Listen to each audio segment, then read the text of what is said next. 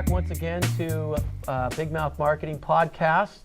I'm here in Austin. This is my last day in Austin, Texas, and I'm with Jon Cook with Prudential California Realty. Welcome, hey, Brian. John. Good. How are you? No, it's good to see you again. Good to see you. Thanks for coming.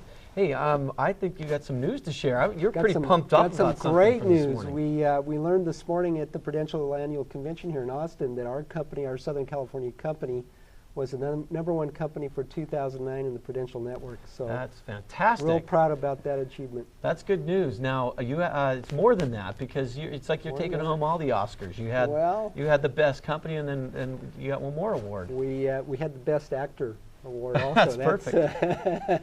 That's Mr. David Offer out of our Brentwood office. Congratulations to David. Was the number one agent and also surpassed the number one team, which is pretty amazing in the REO market. We just came out of Brentwood, $3.6 million in gross commission income.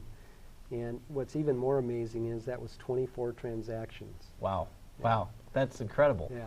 Now that's got to be some good news to bring back to everybody back at the company. Great news to our company, and it's just good news right now moving into the end of the first quarter here. We have 2 good months behind us. January and February, which are usually the slower months of the year, are up.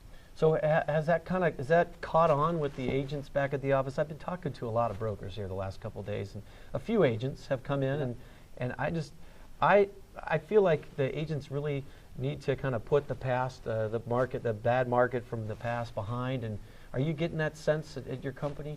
I think definitely, Brian. I think if you're listening to the press, that's one thing, but if you listen to the actual numbers of companies like ourselves, we're up in pendant units in January and February over last year. Those agents that have a plan are working the plan. Maybe they've added something new. Maybe it's a new prospecting method. Maybe it's social marketing. Maybe it's getting out of their own local farm into other markets. They're doing well. Well, that's got to be challenging for some, though. I mean, if one thing we do our success workshop, and we find with agents that when they take a look at average sales price and those types of things, they've got to have kind of an aha moment, like maybe I should kind of broaden my scope. Is that kind of what you're saying there? Absolutely. I think first you got to have the plan. And right. In that plan, maybe it's a different prospecting method that you've got to go back to. Maybe you got away from your from working your sphere of influence and contacting them and asking them for referrals. You got to work it. So we talk about the marketing piece. How about the selling piece? Are you seeing your agents, are they doing some things to sharpen their saws? Refining the sales skills. We're going back to some basics. We're bringing in individuals and coaches into the company, working with our agents and helping them with the sales process. Oh, that's fantastic. Your company's always been good at the training piece. And are you finding that is it the whole or parts of California that are doing better?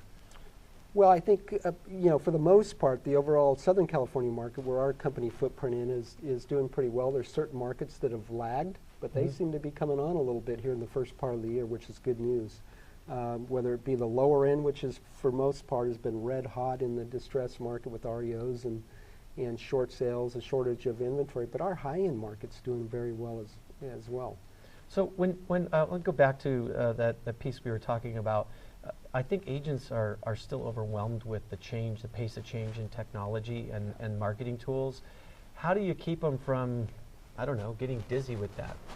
What are you coaching them on as far as how they can use the right tools? Because I think in regards to social media, there's so much out there right now, and they're hearing from everybody that they have to do it.